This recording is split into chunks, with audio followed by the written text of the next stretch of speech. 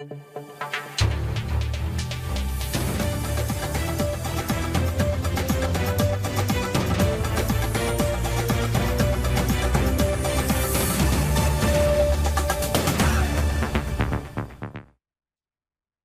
দর্শক, স্বাগত জানাচ্ছি আজকের সম্পাদকীয়তে। আমি জাফর সাদিক। পতিত সরকারের শাসনামলে ১৫ বছরে দুর্নীতি ও অর্থ লুটপাটের প্রকৃত চিত্র তুলে ধরতে এবং সার্বিকভাবে অর্থনৈতিক পরিস্থিতি জানাতে গত ২৮ আগস্ট ১২ সদস্যের অর্থনৈতিক শ্বেতপত্র প্রণয়ন কমিটি গঠন করে অন্তর্বর্তী সরকার। টানা ৯৫ দিনে ৫৭টি সভা, আলোচনা ও শুনানির পর গতকাল প্রধান উপদেষ্টার হাতে প্রতিবেদন তুলে দেয় কমিটি। আজ আনুষ্ঠানিকভাবে সেটি প্রকাশ করেছে তারা, যাতে উঠে এসেছে অকল্পনীয় দুর্নীতি, অনিয়ম ও অর্থ পাচার সহ ভঙ্গুর এক অর্থনৈতিক কাঠামোর ভয়াবহ চিত্র। কি আছে এই শ্বেতপত্রে? এই ভয়ানক বিশৃঙ্খল অর্থনৈতিক পরিস্থিতি থেকে কিভাবে ঘুরে দাঁড়াবে বাংলাদেশ? পাচার হওয়া অর্থ ফিরিয়ে আনা আদৌ সম্ভব কিনা? এসব নিয়ে আলোচনা করতে আমাদের আজকের সম্পাদকীয় দুর্নীতির শ্বেতপত্র। আর এ নিয়ে আলোচনার জন্য স্টুডিওতে উপস্থিত আছেন ব্যারিস্টার রুমিন ফারহানা, সাবেক সংসদ সদস্য বিএনপি, এবং অধ্যাপক ডক্টর তাসনিম আরেফা সিদ্দিকী, রাষ্ট্রবিজ্ঞান বিভাগের অধ্যাপক, ঢাকা বিশ্ববিদ্যালয়। এছাড়াও তিনি শ্বেতপত্র প্রণয়ন কমিটির একজন সদস্য। দর্শক, আপনারাও এই আলোচনায় অংশ নিতে পারেন। এই জন্য আপনাদের ফোন করতে হবে টেলিভিশনে দেখানো নম্বরে। এছাড়া ফেসবুকের মাধ্যমে আপনাদের মন্তব্য পাঠাতে পারেন। আলোচনার শুরুতেই জানিয়ে দিব এখনকার প্রধান শিরোনামগুলো। পরপর 3টি বিতর্কিত নির্বাচন করে চোরতন্ত্র প্রতিষ্ঠা করে আওয়ামী লীগ। লুটপাটের জন্য নেয়া মেগা প্রকল্পের ঋণ টানতে হবে কয়েক প্রজন্মকে, বলছে শ্বেতপত্র কমিটি। আগরতলায় সহকারী হাইকমিশনে হামলার প্রতিবাদে ঢাকা বিশ্ববিদ্যালয়ে বিক্ষোভ। সাম্প্রদায়িক কর্মকাণ্ড বরদাস্ত করে না সরকার, কূটনীতিকদের জানালেন উপদেষ্টা।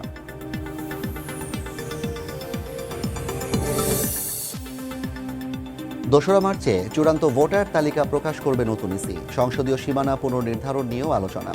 সুষ্ঠু নির্বাচনে সহায়তা দেবে জাতিসংঘ।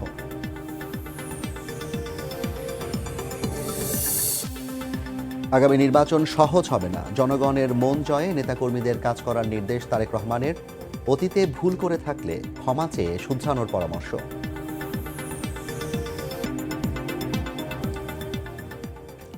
শিরোনামগুলো দেখছিলেন। আমরা ধন্যবাদ জানিয়ে সবাইকে শুরু করছি আজকে সম্পাদকীয়। প্রথমেই আমি একটু ডক্টর তাসনিম আরেফা সিদ্দিকের কাছ থেকে শুনতে চাই যে এই শ্বেতপত্রটি ৯৫ দিনে আপনারা ১২ জন সদস্য মিলে অক্লান্ত পরিশ্রম করে তৈরি করলেন। সেখানে আসলে কি আছে? আমরা যেটা জেনেছি যে ২৮টি খাতওয়ারি দুর্নীতি, ২৪টি খাতওয়ারি দুর্নীতি, অনিয়ম, লুটপাটের চিত্র সেখানে উঠে এসেছে। একটু সবাইকে জানাবেন যে শ্বেতপত্রে আসলে কোন বিষয়গুলোকে ফোকাস করা হয়েছে, কিভাবে এটা প্রণীত হয়েছে? শ্বেতপত্রটা প্রণীত হয়েছে এই যে ১২ জন, সবাই অর্থনীতিবিদ, শুধু এখানে আমি একাই ছিলাম রাষ্ট্রবিজ্ঞানী।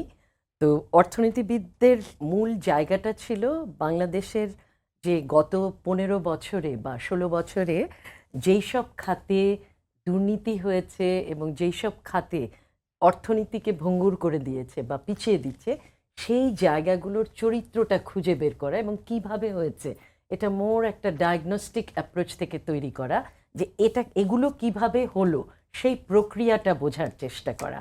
সেখানে রেকমেন্ডেশনের দিকে যদি তাকাই, সেটা হবে 30%, এবং 70%ই হচ্ছে প্রক্রিয়াটাকে ব্যাখ্যা করা। আমাদের প্রধান উপদেষ্টা কিন্তু নিজেই বলেছেন যে আমি এটাকে একটা ঐতিহাসিক দলিল হিসেবে দেখতে চাই, এবং আমি এটা দেখতে চাই বিভিন্ন রিফর্ম হওয়ার আগেই যে অবস্থাটা কি ছিল সেটার একটা চিত্র যেন সবাই পায়, এবং ভবিষ্যতে করাপশনকে যদি আমরা ট্যাকল করতে চাই তাহলে কিভাবে করাপশনগুলো হয় সেই জায়গাগুলো একেবারে পাঠ্যপুস্তকের ভেতরে নিয়ে যেয়ে সবাইকে বুঝিয়ে দেয়া, এটাই ছিল মানে একটা লক্ষ্য। তো সেদিক থেকে এটা মূলত এনার্জি খাত, পভার্টি, তার স্টেটাস, ইলিসিট ট্রাফিকিং অফ যে কারেন্সি, যে মানি যেগুলো হয়েছে সেই জায়গাটায়, কৃষি, তারপরে শিক্ষা, নারী, প্রতিটা নিরাপত্তা খাত সহ, হ্যাঁ, সহ হয়েছে। আর আমি যে কাজটা করেছি সেটা হচ্ছে আন্তর্জাতিক শ্রম অভিবাসন। আপনি যেটা দেখিয়েছেন যে এক দশকে ১৩,০৪,০০০ কোটি টাকা হুন্ডির মাধ্যমে শুধু ভিসা ক্রয় করার ক্ষেত্রেই খরচ করা হয়েছে। এই যে আপনি যে ডেটাটি সংগ্রহ করলেন কিংবা জানাচ্ছেন, সেটার প্রক্রিয়াটা কি এবং এটা কি আসলে পুরো চিত্র তুলে ধরে কিনা? এটা কনজারভেটিভ একটা হিসাব আমি করেছি।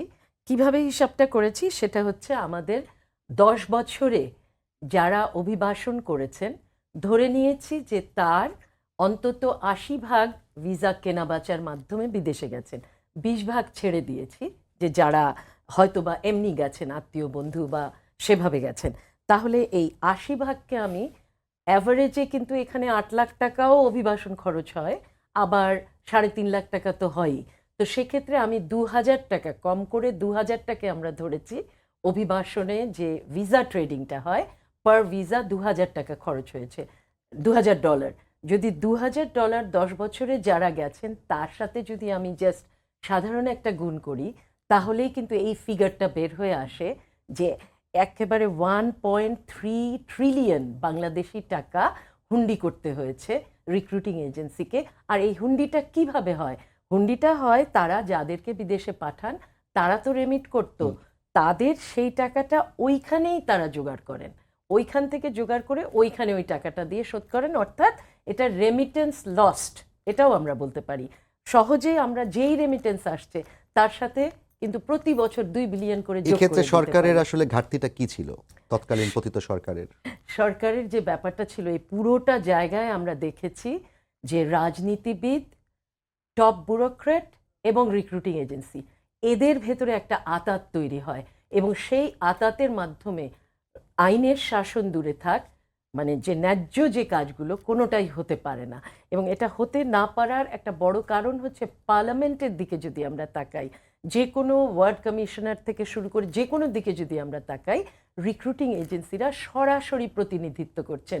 4 জন পার্লামেন্টেরিয়ান স্বয়ং ছিলেন আমাদের যে সিন্ডিকেশন হয়েছিল সেই সিন্ডিকেশনের ভেতরে, এবং এক একজনের বউ, স্ত্রী ইত্যাদির নামে রিক্রুটিং লাইসেন্স ছিল।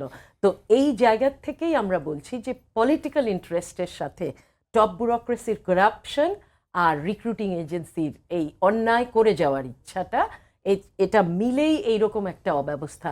এটা তো আমি একটা ফিগার দিয়েছি, আরেকটা দিয়েছি যে ৫,০০০-এর ডেটার ভিত্তিতে আমাদের জানা আছে 19% টাকা দিয়ে বিদেশে যেতে পারেন না। টাকা দিচ্ছেন কত? ১,৯৪,০০০ টাকা করে দিচ্ছেন। তা আমরা যখন সেই টাকাটাকে যদি ন্যাশনালি প্রজেক্ট করি এবং সেখানে যদি আমরা 10 বছরে এটার হিসাব নিয়ে আসি, সেখানেও একটা মেট্রো রেল তৈরির কিন্তু যে কনস্ট্রাকশন ব্যয় হয়েছে, সেই কনস্ট্রাকশন ব্যয়ের সমান আমার লোকজন কিন্তু দেশের ভেতরে টাকা দিয়ে যেতে পারে। এবং সেটাও লুটপাট হয়েছে, সেটা এরা সবাই ভাগ করে এটা নিয়েছে। পেয়েছে। আবার আপনার কাছে আবার ফিরবো, একটু ব্যারিস্টার রুমি ফারহানের কাছে আসতে চাই।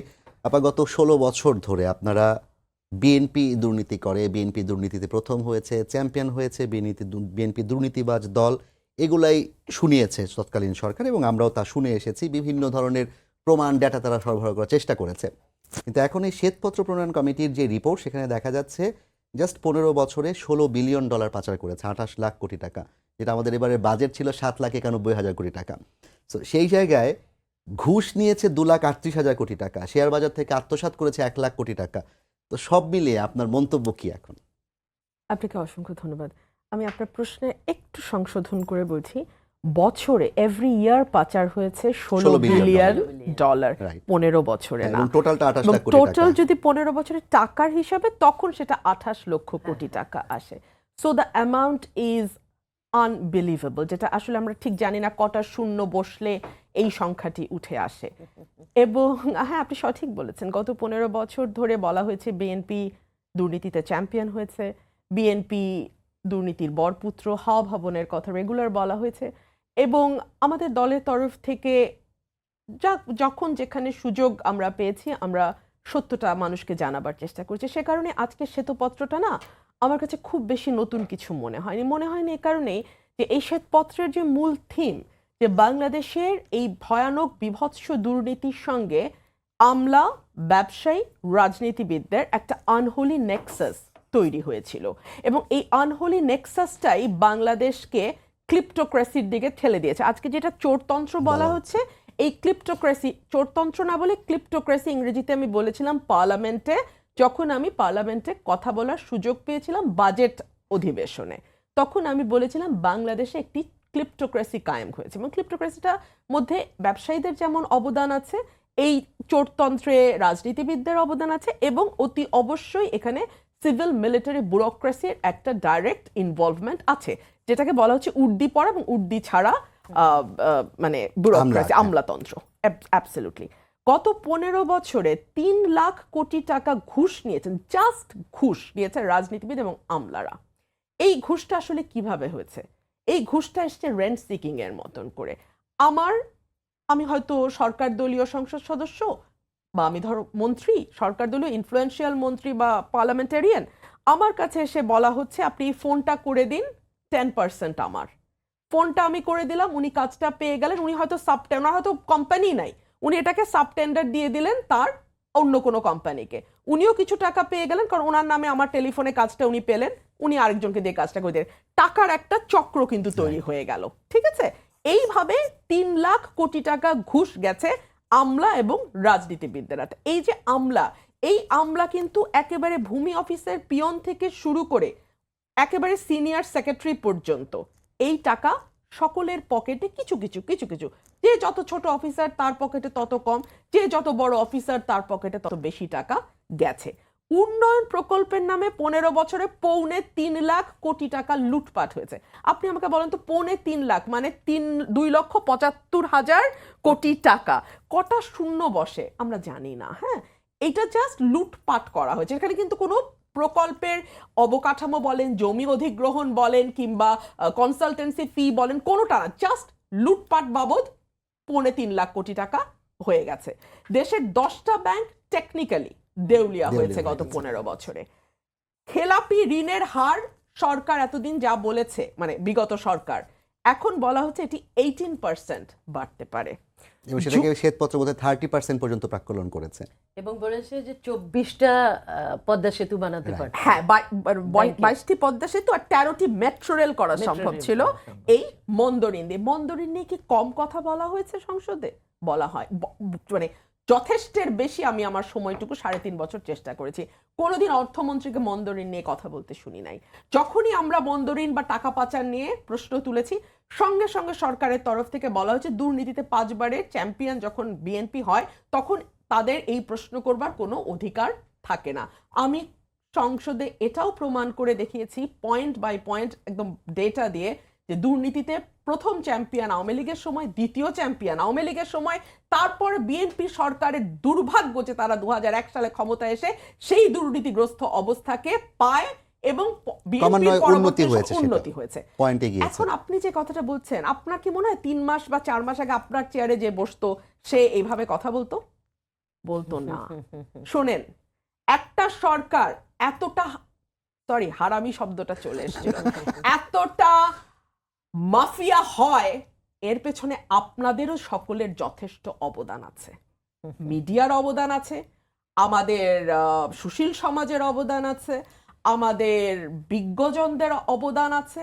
কেউ চুপ ছিল, কেউ প্রত্যক্ষভাবে বেনিফিট নিয়ে বা ভয়, যেটাই আমরা যেটা দেখেছি টিআইবি সিপিডির মতো সংস্থাগুলো কিন্তু প্রতিনিয়তই তাদের রিপোর্টগুলো প্রকাশ করেছে। টিআইবি এবং সিপিডি কে শুনতে হয়েছে যে তারা বিএনপির অঙ্গ সংগঠন। সো আমরা তো দেখেছি, আসলে শুনেন, 15 বছর ভোট ছাড়া থাকতে গিয়ে দেবপ্রিয় ভট্টাচার্য যথার্থই বলেছেন যে একটা চামচা পুঁজিবাদ থেকে চোরতন্ত্র কায়েম হয়ে গেছে। এখন এটা বলতে গিয়ে তিনি বলছেন 3টি অগ্রহণযোগ্য নির্বাচন। 3টা অগ্রহণযোগ্য নির্বাচন যে দেশে কেবল চোরতন্ত্র কায়েম করেছে তা না, দেশে একটা হলিস্টিক অ্যাপ্রোচ যদি আপনি নেন, দেশে একটা মাফিয়া তন্ত্র কায়েম হয়েছিল। সে কারণেই প্রধানমন্ত্রী ব্যঙ্গ করতে পারতেন তাকে কোনো প্রশ্ন করা হলে, সে কারণেই প্রধানমন্ত্রীর কাছে প্রশ্ন করা সাংবাদিকরা যারা যেতেন তাদের একটা তালিকা থাকতো, এবং সেই তালিকায় কারা যেতেন, কি ধরনের প্রশ্ন করতেন, সেগুলো তো আমরা দেখেছি। এবং খুব মজা, দেখুন এই ধরনের একটি প্রশ্নের ফাঁদে পড়েই কিন্তু শেখ হাসিনাকে দেশ থেকে পালায় যেতে হয়েছে। মানে এগুলো হচ্ছে দিন শেষে সকল কৌতুকপূর্ণ, মানে কৌতুকই মনে হয় আসলে। বাট থিং ইজ, গত 15 বছরে বাংলাদেশটাকে নিয়ে একটা ছেলে খেলা হয়েছে, এবং এই দেশ আজকে যেখানে যেতে পারত, এই লুটপাট জিরো করা সম্ভব না। পৃথিবীর কোথাও লুটপাট জিরো হয় না, কম থাকে।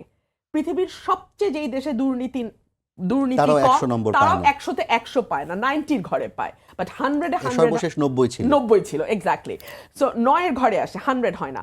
কিন্তু এই টাকাটার, মানে যেই পরিমাণ দুর্নীতি হচ্ছে, সেটাকে যদি কমানো যেত, বাংলাদেশ আজকে আরো অনেক বেশি ভালো অবস্থানে থাকতে পারত। দেখুন, এই যে ব্যাংক খাত নিয়ে যে কটা খাতের দুর্নীতি নিয়ে শ্বেতপত্রে কাজ করা হয়েছে, তার একটা বড় অংশ হচ্ছে ব্যাংক খাত। গত কয়েক বছরে, 15 বছরে 8টা থেকে 9টা ব্যাংক এক ব্যক্তির হাতে তুলে দেওয়া হয়েছে। ব্যাংককে মন্দরিন যতই বলুক 1 লক্ষ সামথিং হাজার কোটি টাকা, কেউ কেউ কোন অর্থনীতিবিদ, যার মধ্যে মইনুল ইসলামের নাম অবশ্যই নিতে হবে, মইনুল ইসলাম সাহেব কিন্তু একাই লিখে গেছেন। তিনি বারবার বলেছেন মন্দরিন 4.5 থেকে 5 লক্ষ কোটি টাকা বাংলাদেশে। তার হাতে যেটুকু ডেটা অ্যাভেলেবল আছে সেখান থেকে তিনি বলেছেন যে বাংলাদেশে মন্দরিন 4.5 থেকে 5 লাখ কোটি টাকা, এবং কার্পেটের নিচে এই মন্দরিনগুলো লুকানো হয়। এই মন্দরিনের মধ্যে ঋণ খেলাপি সবচেয়ে বড় হচ্ছে এমন এক ব্যক্তি, বেক্সিমকোর কর্ণধার সালমান এফ রহমান, যাকে আমরা সব সময় শেখ হাসিনার ডান পাশ অথবা বাম পাশে দেখতাম। Next to her, just next to her ছিল। তার মানে কি তিনি দুর্নীতির বরপুত্রকে ডান হাতে ধরে পথ চলতেন। আর এস আলম, মানে না, যাকে আমি এটা বলছি তো যে রিপোর্টও হলো 8টি ব্যাংক যার গার্ডিয়ানে কাছে- যে ঘনিষ্ঠজনদের 6,000 কোটি টাকা মূল্যমানের সম্পদ শুধু যুক্তরাষ্ট্রেই আছে। এর মধ্যে ভূমিমন্ত্রী Land সাইফুজ্জামান minister। চৌধুরীর তারই শতাধিক বাড়ি। 360। 358 বা 60, হ্যাঁ যেটাই হোক। এটা কি কল্পনা করা যায়? কল্পনা করা যায় না। যাই হোক, এবং লন্ডনে যেই বাড়িতে শেখ রেহানা থাকেন সেটা সালমান এফ সালমান। রহমানের পুত্রের বাড়ি, এবং সেখানে তিনি বিনা ভাড়ায় থাকেন। শামিল। তো যেটাই হোক, এই যে ব্যাংক খাত, শেয়ার বাজার লুটপাটের সঙ্গে সালমান এফ রহমান এবং গংরা কারা কারা যুক্ত, এটা কি জানতো না? জানা হতো। আব্দুল হাই বাচ্চুর কোনো বিচার কি বাংলাদেশে হাসিনার সময় হয়েছে, হতে পেরেছে? পারে নাই। অথচ হাসিনার অর্থমন্ত্রী আবুল মাল আব্দুল মুহিত কিন্তু বলে গিয়েছিল যে নামের আগে শেখ লাগিয়েছে বাঁচবার জন্য, এবং তার হাত অনেক লম্বা। আবার এই আপনার কথাগুলো তো কাছে তারই আবার অর্থমন্ত্রীর আসবো, বলা। আমরা একটু আপার কাছে যেতে চাই। একটু জানাবেন যে শ্বেতপত্র প্রণয়ন কমিটির একটা অন্যতম জায়গা ছিল সামাজিক সুরক্ষা খাত, এবং সেখানে দেখানো হয়েছে, যেটা নিয়ে খুব শীঘ্র মানে দ্রুত কিছুদিন আগে আলাপ হলো, যে 1 লাখ ভাতাভোগীর কার্ড বাতিল করা হয়েছে। তো সামাজিক সুরক্ষা খাতে 73% আপনারা দেখেছেন যে যারা নন পুয়ার, অর্থাৎ গরিব বলে লিপিবদ্ধ না, তাদেরকে যুক্ত করা হয়েছিল। এটা কেন করা হয়েছিল এবং এটা আসলে কি উদ্দেশ্যে করা হলো তখন?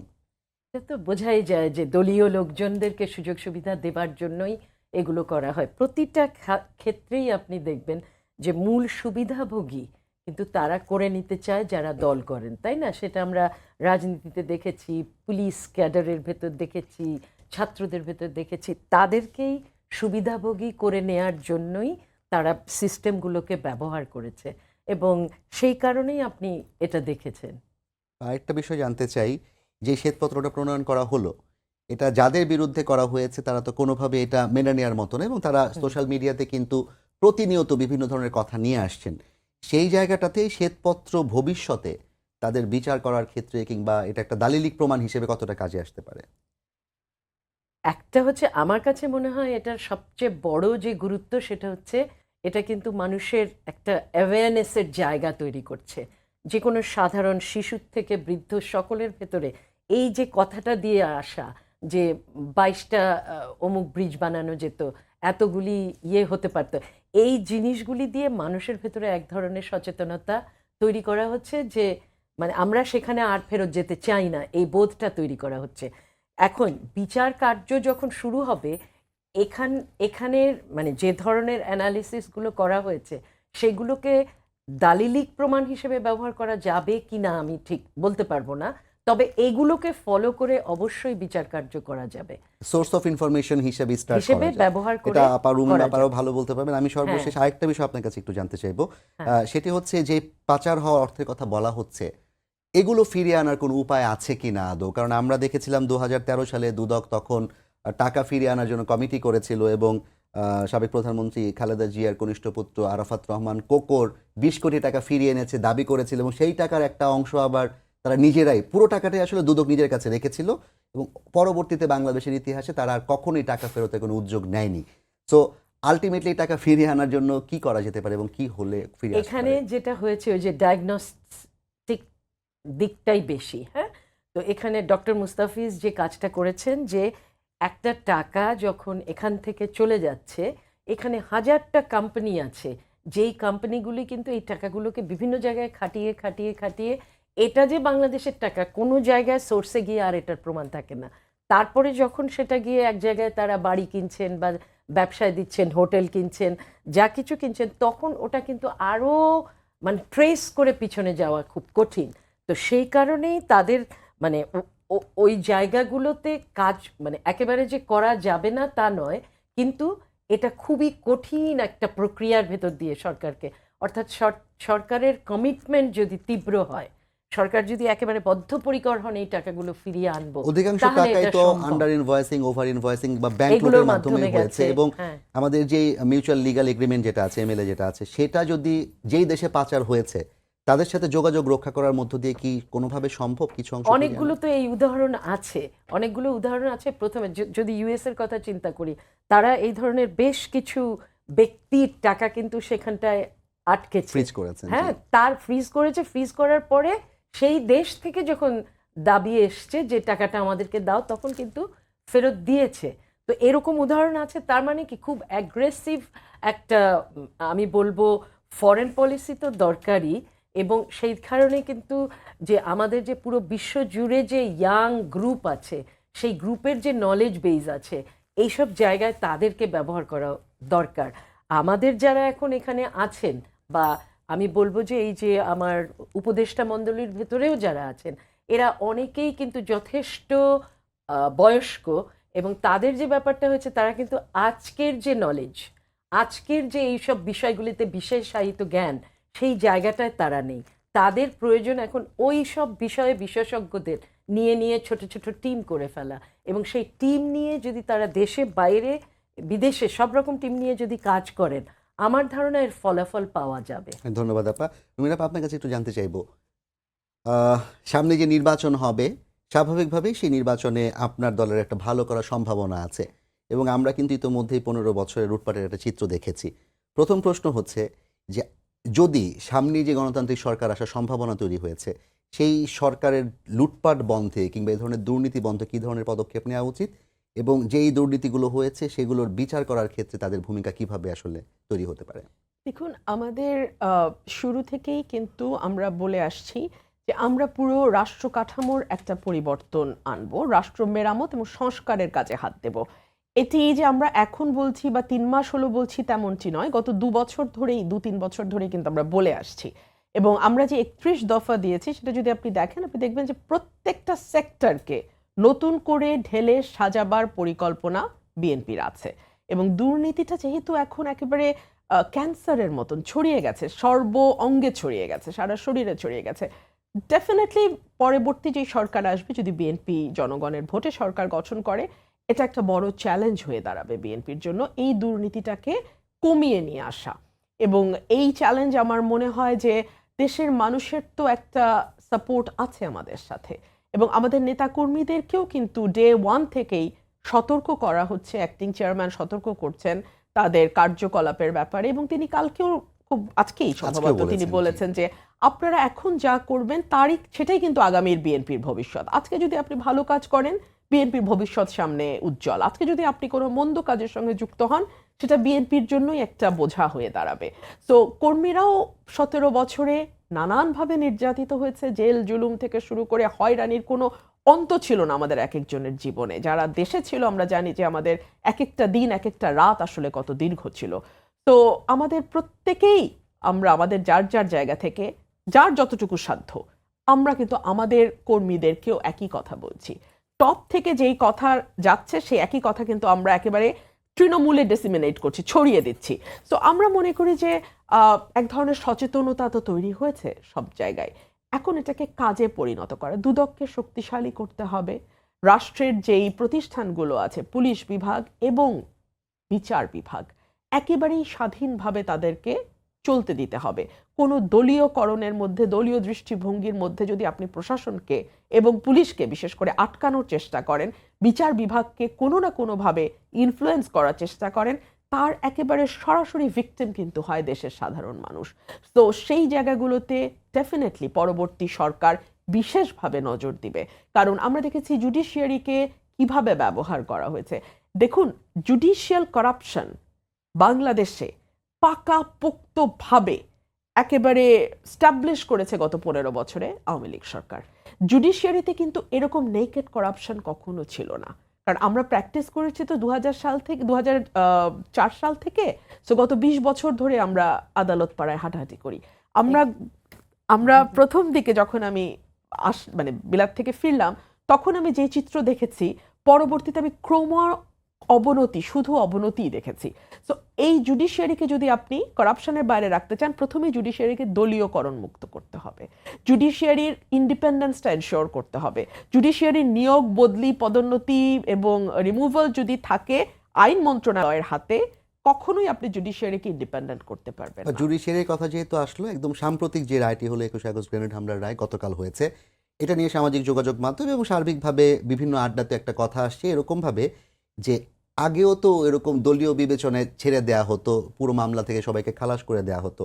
এটাও যদি এখন পরিবর্তিত পরিস্থিতিতে এভাবে খালাস হয়ে যায়, তাহলে আগের তুলনায় এখন পার্থক্যটা কি রইল? একজনও কি অপরাধী ছিল না? তাহলে গ্রেনেড হামলাটা কে করলো? এ ব্যাপারে আপনার উত্তর কি হবে?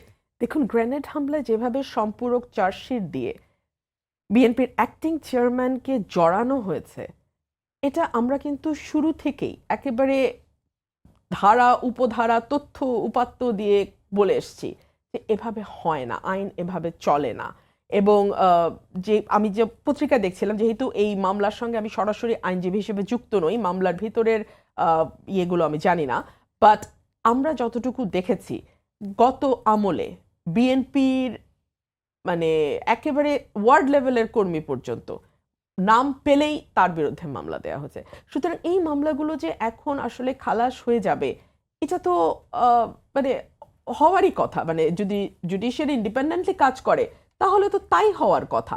এবং আপনি যেটা বলছেন যে একজনও কি এই মামলায় অপরাধী ছিল না, ডেফিনেটলি যদি কারো বিরুদ্ধে সাক্ষ্য প্রমাণে প্রমাণিত হয় যে সে কোনো না কোনোভাবে যুক্ত ছিল, ডেফিনেটলি তার বিরুদ্ধে তো সাজা বহাল থাকবে। কিন্তু যদি কারো বিরুদ্ধে সাক্ষ্য প্রমাণ না থাকে এবং যথোপযুক্ত সাক্ষ্য প্রমাণ না থাকে, তাহলে প্রক্রিয়াটা যদি ঠিক, তাহলে আপনি কিভাবে তাকে দোষী সাব্যস্ত করবেন? আমাদের আইনে একটা কথা আছে, ভেরি বেসিক প্রিন্সিপাল বলা হয় যে 10 জন অপরাধীও ছাড়া পেয়ে যায়, কিন্তু একজন নির্দোষ যেন বিনা অপরাধে কোনো সাজার মুখোমুখি না হয়। তো ওই প্রিন্সিপালটাও যদি আপনি দেখেন এবং সেখানে যদি আপনি দেখেন প্রক্রিয়াতে গলদ আছে, তখন অটোমেটিক্যালি কিন্তু খালাসটা চলে আসে। আমি একটু ওনার ওটা বলতে চাচ্ছিলাম যে মানে বিএনপির কাছে যেটা সবচেয়ে বেশি প্রয়োজন বলে আমি মনে করি বিএনপির করার দরকার, সেটা হচ্ছে মানে দলের ভেতরে গণতন্ত্র আনা। দলের ভেতরে কিন্তু গণতন্ত্র কোনো রাজনীতি বাংলাদেশে আওয়ামী লীগেরও ছিল না, এরও নেই, তাই না? এর গঠনতন্ত্রের ভেতরে বিভিন্ন যে মানে আপনার নমিনেশন থেকে শুরু করে প্রতিটা জায়গার নিয়ম কি, একেবারে গ্রাসরুট থেকে নেতৃত্ব তুলে আনার নিয়ম কি, এগুলো কোনো কিছু গঠনতন্ত্রের ভিতর নেই। আগে সবচেয়ে আগে এটার গণতন্ত্রটা প্রতিষ্ঠা করতে হবে। আর অন্যদিকে হচ্ছে বিএনপি কেন, যে কেউ আসুক, যদি ক্ষমতা এক জায়গায় থাকে সে ক্ষমতার অপব্যবহার করবে। সুতরাং আমরা যদি গণতন্ত্রের প্রাতিষ্ঠানিক রূপ চাই, সে যে সরকারি আসুক, প্রথম হচ্ছে যে আমাদের পাওয়ারগুলোকে ডিভাইড করতে হবে, তাই না? একেবারে দলীয় নেতা, পার্লামেন্ট নেতা এবং কি বলে দেশের নেতা, বিএনপির এই সংস্কার যে রূপরেখা, সেটাতে কিন্তু এটা আছে। এখন এই পার্টির ভেতরে রিফর্মের কথা আছে না, দলীয় ভাগের কথা আছে। বিএনপি মানে একই ব্যক্তি দুবারের বেশি প্রধানমন্ত্রী হতে না পারা, দলীয় প্রধান এবং সরকার প্রধান আলাদা হয়, এগুলো 31 দফা সংস্কারের রূপরেখা আছে। এবং এই 31 দফাকে তাহলে মানতে বাধ্য করার জায়গায় নিয়ে যাওয়া, যাতে ভুলে না যাই। কারণ রাজনৈতিক ইশতেহারের অনেক কিছুই কিন্তু আমরা পরবর্তীতে এসে আর মনে রাখি না, তাই না? আর আরও যে কতগুলি ব্যাপারে যে নারী সিট নিয়ে আমরা কথা বলি, তাই না, এইসবও কিন্তু এখন সম্পূর্ণভাবে উঠে যাওয়া উচিত বাংলাদেশে। এই 33% সংরক্ষিত সিটের কিন্তু গণতন্ত্রের জন্য আর প্রয়োজন নেই। তো এরকম নানান রকম রিফর্ম যদি বিএনপি বলে আমরা ক্ষমতায় এসে এগুলো করব, তাহলে ভোট পায় কিনা দেখেন। 50% নারীর ভোট পেয়ে যাবে যদি শুধু এই কথাটা বলে যে আমরা এই 33% সিটের ভেতরে আর সংরক্ষিত আসনে আসতে চাই না। কোটা আন্দোলনে তো দেখা গেল নারীরাই বললো যে আমাদের কোটা আসলে দরকার নেই। আর এই যে নারীরাই কিন্তু বেরোলো, নারীরাই কিন্তু যদি গিয়ে ওই পুলিশকে ওরকম ভাবে না আটকায় এবং রোকেয়া হল থেকে যদি তারা না বের হয়, তাহলে কিন্তু এই জায়গায় গিয়ে পৌঁছায় না আন্দোলন, তাই না? এবং ঢাকা বিশ্ববিদ্যালয়ে যে ছাত্রলীগের হামলা, নারীদের উপর হামলা হওয়ার পরই মূলত তারা রুখে দাঁড়ালো, পরে কিন্তু ঘটনাটা। কিন্তু এটা ঠিক যে যেই মুহূর্তে দেখেন এখন আপনাদের অ্যাডভাইজার কারা হচ্ছেন, অমুক কারা হচ্ছেন, সেখানে কিন্তু আর নারী নাই। ওই যে প্রক্রিয়াটা আন্দোলনের সময় নারী থাকে, কিন্তু যখন এটার ভেতরে কন্ট্রিবিউট করবার সময় আসে তখন কিন্তু আমরা নারীকে আবার পেছনে ঠেলে দেই, কিন্তু নারীকে এখন ওই বেরিয়ে এসেই তাকে ওই জায়গায় জি। দাঁড়াতে হবে। আপা, আমরা যেটা শ্বেতপত্রে দেখেছি যে প্রধান উপদেষ্টা এবং একই সাথে শ্বেতপত্র প্রণয়ন কমিটি যিনি চেয়ারম্যান ছিলেন, তিনি দাবি করেছেন যে এই যে দুর্নীতিগুলো হলো, এই দুর্নীতিগুলো বন্ধ করার জন্য ব্যবস্থা নিতে হবে এবং সেগুলো কিভাবে ব্যবস্থা নিতে হবে সেটা ঠিক করতে হবে। এ বিষয়ে আপা একভাবে বললেন, যে আপনার দিক থেকে মন্তব্য কি? না, আমার দিক থেকে মন্তব্য হচ্ছে যে যে আমাদেরকে যেটা আমাদের যেটা মনে হয়েছে, আমরা এই 12 জনে আমরা কতটুকু দিতে পারবো যে এটা এভাবে রিফর্ম হওয়া দরকার, ওভাবে রিফর্ম হওয়া দরকার। কিন্তু এই জায়গাটায় এখন কিন্তু দরকার হচ্ছে সিভিল সোসাইটি বলি, এক্সপার্ট বলি, সবার সাথে কথা বলে বলে যে এই জিনিসগুলো যদি আমরা ভবিষ্যতে না চাই, তাহলে কি ধরনের রক্ষা কবচ আমার সংবিধানে, রাজনৈতিক দলগুলোকে যুক্ত করার প্রয়োজনীয়তা। এক্স্যাক্টলি সকলের সাথে বসে কথা বলে যে আমরা এই জায়গায় পৌঁছাতে না চাইলে আমরা একটা মতৈক্য তৈরি করে নিজেদের ভেতরে যে কি কাজগুলো করতে হবে। অনেক ধন্যবাদ আপা। আমরা একটু সাম্প্রতিক বিষয়ে যেতে চাই, যেটা আপা বলছিলেন যে বিশ্বে থেকে আসলে যারা কিনা যুগোপযোগী জ্ঞান অর্জন করেছেন, যে সমস্ত তরুণরা যারা খুবই আধুনিক মানা, তাদেরকে যুক্ত করে এগুলো বন্ধ করা প্রয়োজন। একই সাথে কিন্তু আমরা দেখছি যে আজকে যেটা প্রধান উপদেষ্টাও পররাষ্ট্র উপদেষ্টা বলেছেন, যে পুরো বিশ্বব্যাপী এক ধরনের অপপ্রচার চলছে এবং সেই অপপ্রচারে তুলনায় বাংলাদেশ বোধহয় কিছুটা পিছিয়েই আছে, দুর্বলতা আছে যারা কিনা অপপ্রচার চালায় তাদের তুলনায়। এবং একই সাথে ভারতে আজকে যেটা হলো, তো ভারতের মতো একটা রাষ্ট্র যদি বাংলাদেশের সাথে এরকম একটা দূরত্ব বজায় রেখে সম্পর্ক চালিয়ে যায়, এবং আমাদের পার্শ্ববর্তী পশ্চিমবঙ্গের মুখ্যমন্ত্রী বললেন যে শান্তিরক্ষী বাহিনী তিনি চান, তো সব মিলিয়ে এই পরিস্থিতিতে আসলে আমরা এটা মোকাবেলা করা কিভাবে সম্ভব? আমার কাছে মনে হয়েছে ভারত গত 18-19 বছর ধরে একই ভুল ক্রমাগত করে যাচ্ছে। সেই ভুলটি কি? তারা তাদের সকল ডিম এক ঝুড়িতে রেখেছে। তারা শেখ হাসিনার বাইরে যে একটা বাংলাদেশ আছে, সেই বাংলাদেশে যে 17 কোটি মানুষ বাস করে, এই সত্যটাকে তারা সব সময় ওভারলুক করেছে। 1, 2 হচ্ছে শেখ হাসিনাকে তারা আশ্রয় দিয়েছে। এখানে ভারতের যুক্তি হতে পারে যে তার এতদিনের একেবারে একেবারে অন্ধ বন্ধু যে নিজের দেশের স্বার্থকে একেবারে ধুলায় মিশিয়ে ভারতের স্বার্থ রক্ষা যিনি করেছে, বলেছিলেন আমি যা দিয়েছি মনে রাখবে, তাকে যদি আজকে ভারত মনে না রাখে বা ফিরিয়ে দেয়, তাহলে হয়তো পৃথিবীতে আর কোনো দেশ ভারতের এতটা বন্ধু হয়ে উঠবে না, বা দক্ষিণ এশিয়ার আর কোনো দেশের আর কোনো দলের প্রধানের সাহস হয়ে উঠবে না নিজের দেশের স্বার্থ বিকিয়ে ভারতের স্বার্থ রক্ষা করা। সো ভারত তাকে আশ্রয় দিয়েছে, ঠিক আছে, তারা সকল দল একমত হয়েছে শেখ হাসিনাকে আশ্রয় দেওয়ার ব্যাপারে। কিন্তু সেখান থেকে ক্রমাগত শেখ হাসিনার উস্কানিমূলক বক্তব্য যদি ভারতের প্রচ্ছন্ন মদদ এবং সমর্থন না থাকতো, তাহলে কি আপনি মনে করেন এই ধরনের বক্তব্য শেখ হাসিনার পক্ষে দেওয়া সম্ভব হতো? 3, প্রথম দিন থেকে ভারতের মিডিয়াকে আমার মনে হয়েছে উন্মাদ হয়ে গেছে, একদম উন্মাদের মতন তারা আচরণ করছে। মনে হচ্ছে যেন তাদের দেশে কোনো একটা যুদ্ধ হয়েছে, তাদের দেশের মানুষ আক্রান্ত হয়েছে, এরকম একটা অ্যাটিটিউড ভারতীয় মিডিয়াকে আমরা করতে দেখেছি। অনেকে ভারতীয় মিডিয়াকে এখন মোদির গদি বলে, কিন্তু মোদির গদির বাইরেও তো কিছু সেন্সেবল মানুষ আছে যাদের স্বর আমরা আশা করি। 2-1টা স্বর যে আমরা শুনি নাই তা না, কিন্তু সেগুলো ক্ষীণ হয়ে গেছে, কারণ ওভারওয়েলমিংলি আমরা অন্যরকম স্বর শুনতে পেয়েছি। এবং 4 হচ্ছে ট্রাম্প তার নির্বাচনী বৈতরণী পার হবার জন্যে এবং ভারতীয় বংশোদ্ভূতদের ভোটটাকে এনশিওর করবার জন্যে যখন বাংলাদেশের মাইনরিটি প্রোটেকশন নিয়ে সতর্ক করেছে, মন্তব্য করেছে এবং বাংলাদেশের পরিস্থিতিকে বিশৃঙ্খল বলে অভিহিত করেছে, তখন সার্টেনলি বোঝা গেছে যে শুধু ঘরের পাশের ভারত না, মার্কিন মুলুক পর্যন্ত কিন্তু এই অপপ্রচার ছড়িয়েছে। এবং এই অপপ্রচারের একটা বড় শক্তিশালী মাধ্যম হিসেবে ভারতীয় গণমাধ্যম কাজ করেছে। যুক্তরাজ্য অল পার্লামেন্টারি গ্রুপের যে রিপোর্ট, সেটাও তো আসলে ঠিক চিত্রটা তুলে ধরছে না। ভারত কেন এখানে কিছুটা সুবিধা পেয়েছে, তা কারণ হচ্ছে ভারতীয় মিডিয়াগুলো মোটামুটি সকলেই ইংরেজিতে তাদের খবর এবং টকশো গুলো করে। সো ইংরেজিতে করবার কারণে যেটা হয়, বিশ্ব মাধ্যমে গণমাধ্যমে সেটা আওয়াজটা অনেক ভালোভাবে শোনা যায়। বাংলাদেশে কিন্তু সেরকম ইংরেজি কোনো গণমাধ্যম আছে বলে আমার জানা নাই। সো বাংলাদেশের যেই ভার্সনটা, বাংলাদেশের যে তথ্যগুলো, সেগুলো কোথাও উঠতে আমি দেখছি না। ওদের ডায়াসপোরাটা অনেক বেশি ওটা বিজেপি, ওদের ডায়াসপোরা পুরোই বিজেপি। তো যার ফলে ওরা হচ্ছে ওদের অ্যাম্বাসেডর। বিজেপি তো সবসময় বলে আমার অ্যাম্বাসেডর হচ্ছে আমার ডায়াসপোরা। ডায়াসপোরা। তো ওই ডায়াসপোরা তার মতন করে সেই আন্দোলন করে যাচ্ছে। যেহেতু ভারতের প্রসঙ্গ আসলোই, এই যে 16 বছরের লুটপাট দুর্নীতি, এগুলো শেখ হাসিনার পেছনে কিংবা তৎকালীন সরকারের যে মন্ত্রী মহোদয়রা ছিলেন তাদের পেছনে ভারতের যে ঢাল হয়ে দাঁড়ানোর ভূমিকা, তাদের কি কোনো দায় আছে? দায়িত্ব আছে, কিন্তু আপনি আন্তর্জাতিক বিশ্ব ব্যবস্থায় যেভাবে কাজ করেন সেখানে তো তাকে সেভাবে দায়বদ্ধ করতে পারবেন না। তবে এটা তো ঠিকই, যেই সমস্ত চুক্তিগুলো হয়েছে, তাই না, যা কিছু হয়েছে প্রতিটাই কিন্তু বাংলাদেশের বিপক্ষে গেছে। এবং এই সব মন্ত্রী মিনিস্টার যাদের সম্পর্কে আমরা শুনি, তাদেরকে ভারতে বিভিন্ন ট্রিপে তারা গেছেন, বিভিন্ন কিছুতে গেছেন, এবং সেখানে বিভিন্নভাবে কম্প্রোমাইজড, হুন্ডির কোনো রুট হওয়ার সম্ভাবনা কি আছে তাদেরকে কিনা? সমস্ত টিভিতে করে ভিডিও করে রাখা আছে, এবং যার ফলে তাদেরকে দিয়ে যা খুশি তারা করাতে পেরেছেন। শুধু যে অর্থনৈতিক স্বার্থ সেখানে নয়, ব্ল্যাকমেইলিংয়েরও একটা বিরাট ব্যাপার বিভিন্ন সময় শোনা গেছে। এগুলো হয়তো ঠিকও নাও হতে পারে, কিন্তু এই যে ভারতের যে ব্যাপারটা, আমরা তো সেটা এক্সপোজই করতে পারছি না।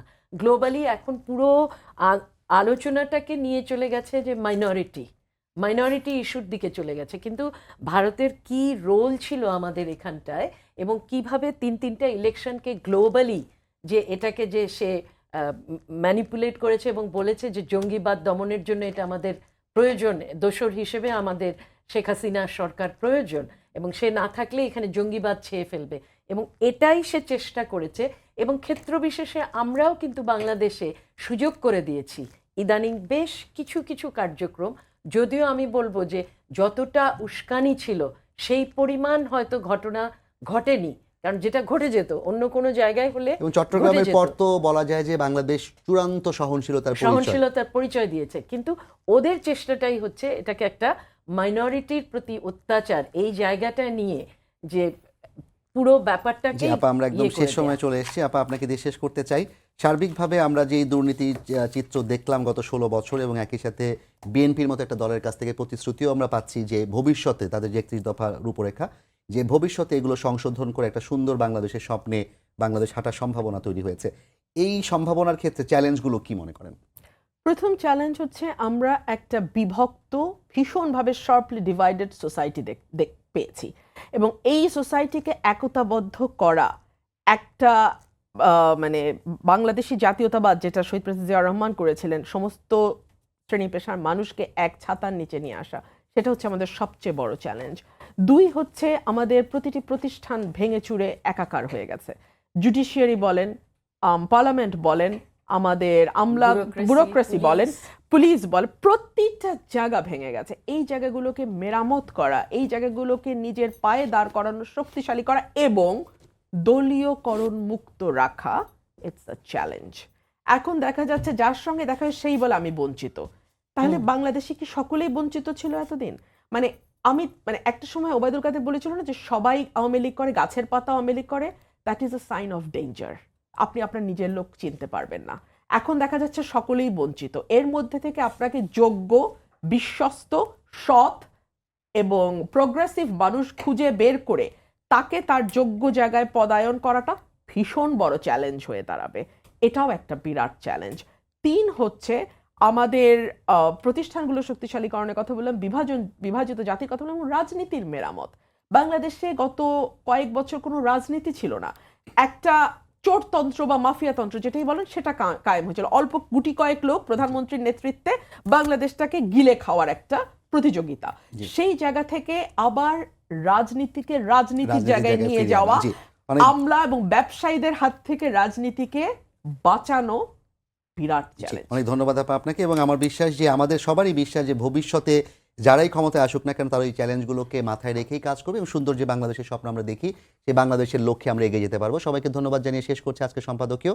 আগামীকাল আবারও দেখা হবে রাত 10টায়, দেখার আমন্ত্রণ রইল। শুভরাত্রি।